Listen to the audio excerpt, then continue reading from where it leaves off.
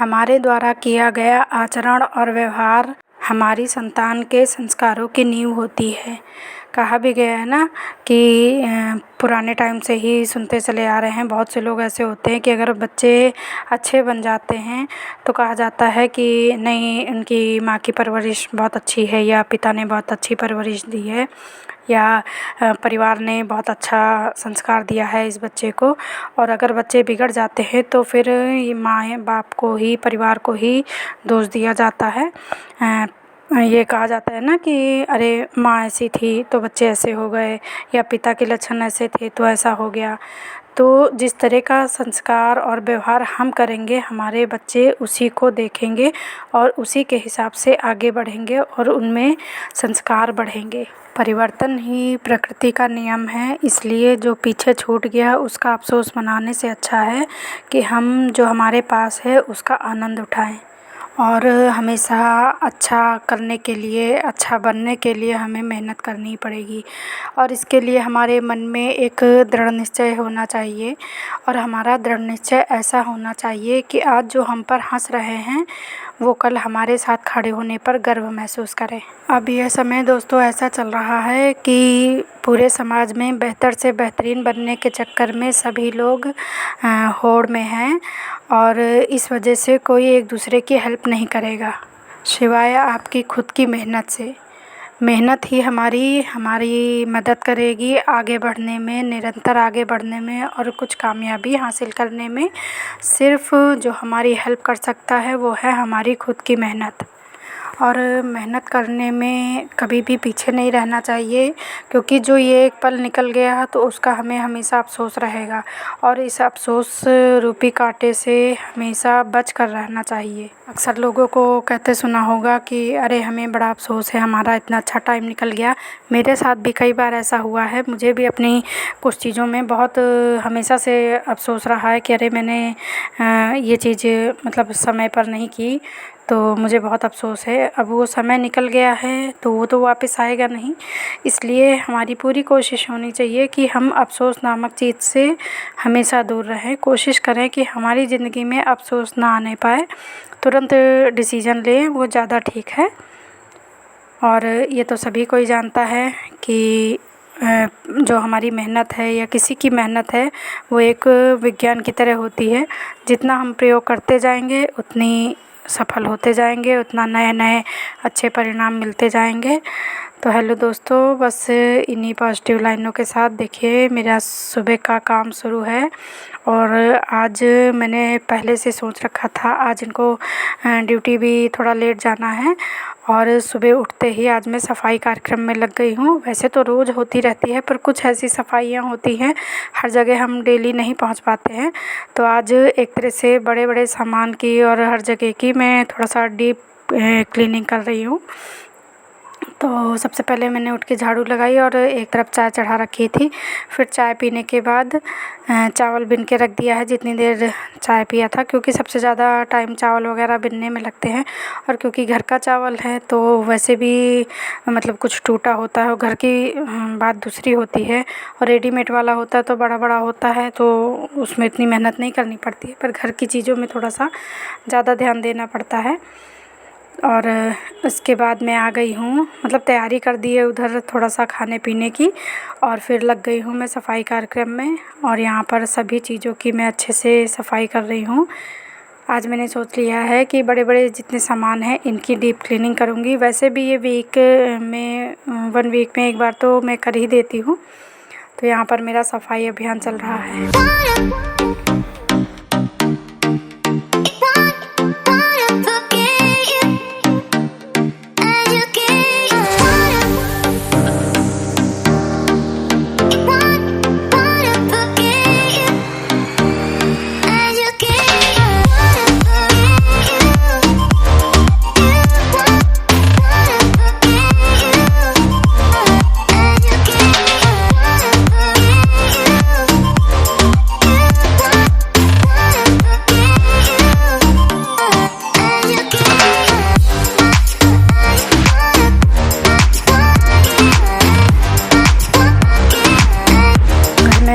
बहुत सी छोटी बड़ी चीज़ें होती हैं जिनमें हम डेली मतलब सफाई नहीं कर पाते हैं। आगे आगे तो वैसे भी होती रहती है, पर कुछ चीज़ें ऐसी होती हैं कि 1 वीक में एक बार तो उसमें अच्छे से सफाई करनी चाहिए। और इस बार तो मतलब समझ में नहीं आया, बरसात है, सर्दी है, गर्मी है, कौन सा मौसम है, बीच बीच में आंधी पानी आता ही रहता है। तो सारी सफाई आज की है तो देखिए कल परसों में ही आंधी पानी आ जाएगा तो फिर बेकार हो जाएगी। तो डेली तो इनमें पॉसिबल नहीं होता है वहाँ तक पहुँच पाना, पर यह है कि हाँ 2-4 दिन में एक बार तो पहुँचना ही चाहिए ताकि घर साफ़ बना रहे। तो यहाँ पर छोटी बड़ी सारी चीज़ों की सफाई हो रही है।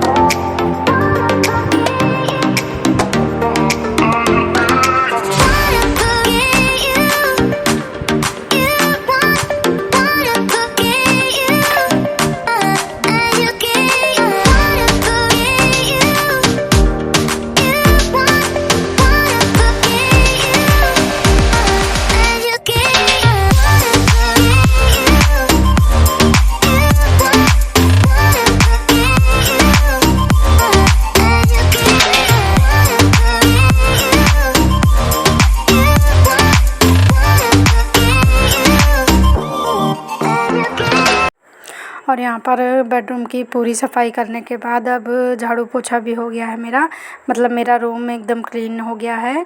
और अब बारी है ड्राइंग रूम की, मतलब बेटे के रूम की, और वहाँ चलते हैं, वहाँ की भी सफाई करते हैं। तो अब मैं आ गई हूँ ड्राइंग रूम में, अब क्योंकि यहाँ पर मेरा बेटा पढ़ता भी है तो उसका सामान फैला रहता है।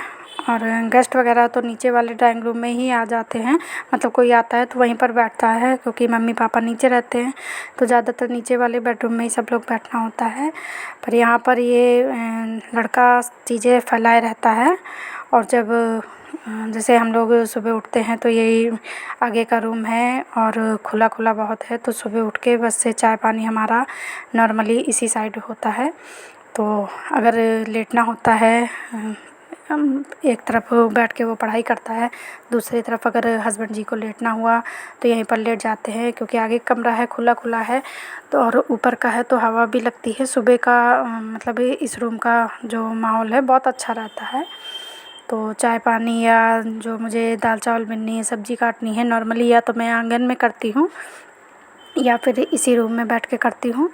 तो यहाँ पर सब उसका सामान किनारे करने के बाद अब मैं सफाई कर रही हूँ।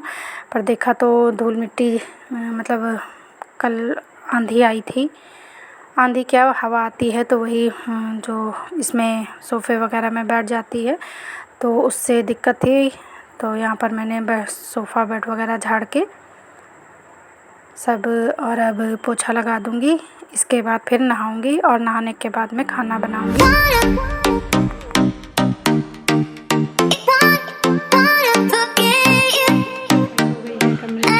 और अब मैं जा रही हूँ नहाने के लिए और जा रही हूँ ब्रश करने के लिए।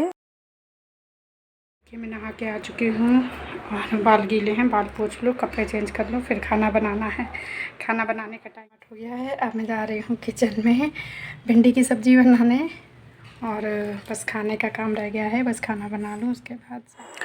और नहाने धोने का कार्यक्रम भी हो गया है। अब जा रही हूँ भिंडी काटने के लिए, सब्ज़ी बनाने, और किचन का पूरा काम करने के बाद मतलब खाना बनाने के बीच में ही जब हस्बैंड जी तैयार होने लगे तो उन्हें याद आया कि अरे पैंट की बटन टूटी हुई है, तो मुझे खाना छोड़ कर आना पड़ा उनकी पैंट में बटन लगाने के लिए। लीजिए आपकी बटन लग गई है। और बटन लगाने के बाद उनको खाना मतलब नाश्ता दे दूँगी, उसके बाद उनको ऑफ़िस भेजना है, उसके बाद फिर मेरा किचन की सफाई कार्यक्रम शुरू होगा।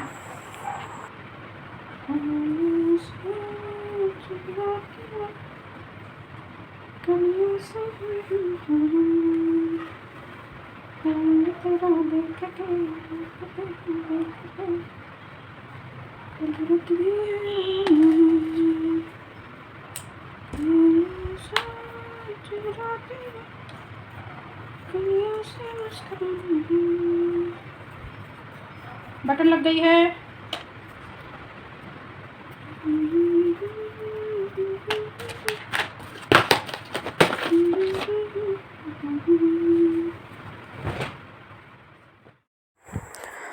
और अब सबको खिलाने पिलाने के बाद अब बारी है किचन की सफाई की। तो यहाँ पर मैंने पूरी किचन को साफ़ कर दिया है। खाना पीना बनाने के बाद किचन की सफाई ज़रूरी होती है और सबसे ज़्यादा तो ज़रूरी होता है जो टाइल्सें गंदी हो जाती हैं। कितना भी हो यहाँ इसमें तो रोज़ रोज़ हाथ मारना ही पड़ता है, क्योंकि खाना बनता है जो चिकनाई उड़ती है। और मेरे में तो जो ऊपर वाला स्लैब है ये बहुत पास में है, तो जितना तेल वेल उड़ता है तो बस यहीं टाइल्सों में इकट्ठा हो जाता है। तो यहाँ की सफाई बहुत अच्छे से करनी पड़ती है। अगर ये ऊपर का स्लैब थोड़ा सा और ऊंचा होता या फिर छोटा होता तो मुझे इतनी दिक्कत नहीं होती, क्योंकि सब्ज़ी वगैरह बनाओ जो भी या सीटी आती है तो जो भी पानी है ये गैस के ऊपर इकट्ठा हो जाता है। और यहाँ देखिए नीचे नया फ्रिज आया है तो बहुत टाइट खुलता है, मतलब अभी हो गए हैं 4-6 महीने। तो मम्मी बोतलें भरे भरे परेशान हैं, देवरानी तो है नहीं तो उसी में चिल्ला रही हैं कि फ्रिज का मतलब सब लोग पी के लाइन लगा देते हो और बोतलें कोई नहीं भरता है। और मैं खाना पीना देखती तो मेरा नीचे जाना बहुत कम हो जाता है। वैसे भी मैं तो अपना घड़ा रखती हूँ, हम तीनों लोग घड़े से ही पानी पीते हैं। बेटा तो फ्रिज का भी पी लेता है, पर मैं तो ख़ासकर घड़े का पानी यूज़ करती हूँ। मुझे ठंडे पानी से दिक्कत होने लगती है और ठंडा पानी फ्रिज का पानी तो शायद मैंने 3-4 साल हो गए होंगे मैंने नहीं पिया। बीच में कभी पी लेती हूँ वरना मैं कभी भी नहीं पीती हूँ। और यही हाल हस्बैंड जी का भी है, वो भी बहुत कम कहीं ऑफ़िस वगैरह में मिल जाता है तो बात अलग है, नहीं तो वहाँ पर भी वो लोग घड़ा रखे हुए हैं सब कोई, तो घड़े का ही पानी पीते हैं। तो यहाँ पर मेरा साफ़ सफाई किचन का भी लगभग कंप्लीट हो गया है। और सारा किचन का काम करने के बाद अब मैं आ गई हूँ, करीब 2:30-3 बजे का टाइम है। तो खाना वाना खा के अब मम्मी का जो सूट मैंने काटा था तो आज ज़्यादा टाइम नहीं था तो मैंने इस टाइम सोचा कि कुर्ता मैं बाद में सिलूँगी, सलवार की सिलाई कर देती हूँ। तो यहाँ पर मैंने सलवार की सिलाई करनी शुरू कर दी है और मैं टीवी को देखती हूँ अपना जो मेरा मनपसंद कार्यक्रम आता है तो उसको देखती रहती हूँ, तो मुझे बोरियत भी नहीं होती है और मेरा कार्यक्रम भी चलता रहता है सिलाई बुनाई का।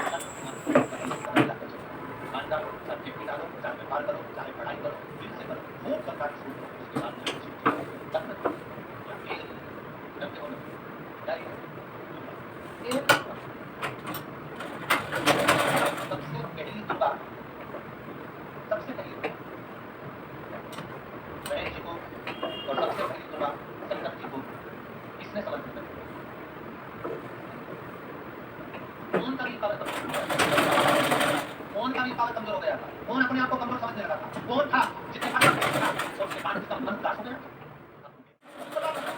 सरकार को कि ये बताओ को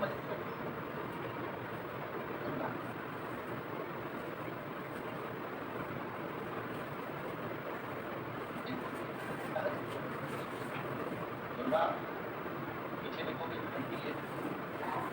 तो नाम लिखने को अपने घर पर जाकर पीछे से देखोगे तो दुर्गा की मूर्ति है, आगे से देखोगे तो नारियां 4-5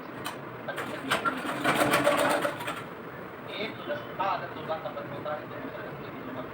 तो कोई भी हमें काम करना हो, अगर हम कुछ मनोरंजन का साधन चला लेते हैं, मोबाइल सुन रहे हैं या गाने लगा लें या टीवी लगा लें तो हमारा काम बहुत अच्छे से हो जाता है। और ये देखिए मेरे पड़ोस में एक लोगों ने कुत्ता पाल रखा है तो उनके यहाँ 4-5 बच्चे हुए हैं, सब इसी तरह ब्लैक कलर के हैं शायद। और इसकी आंखें बहुत सुंदर थी, नीली नीली आंखें। और ये मुझे लग रहा है अभी 15-20 दिन का है, जितना भी है बहुत छोटा है, ढंग से चल भी नहीं पा रहा है। तो मेरे हस्बैंड का तो मन था कि हम भी पाल लें, पर मुझे ये नहीं पसंद है। दूर से मैं जानवरों को खूब खिला पिला सकती हूँ पर घर में नहीं। और देखिए इसका चेहरा कितना सुंदर लग रहा है, बहुत प्यारा लग रहा था। तो आज का ब्लॉग बस इतना ही। अच्छा लगे तो लाइक कीजिएगा, शेयर कीजिएगा और न्यू है तो सब्सक्राइब कर लीजिएगा चैनल को। और यहाँ देखिए मोहल्ले में किसी के यहाँ लड़का हुआ है तो उसी छठी का प्रोग्राम हो रहा है, यहीं पास में रहते हैं तो इसी पार्क में कर रहे हैं। तो बस आज का ब्लॉग इतना ही। प्लीज़ सब्सक्राइब कीजिएगा, लाइक कीजिएगा एंड फैमिली मेम्बर में शेयर कीजिएगा। कल फिर मिलेंगे एक न्यू ब्लॉग के साथ, तब तक के लिए बाय बाय, टेक केयर।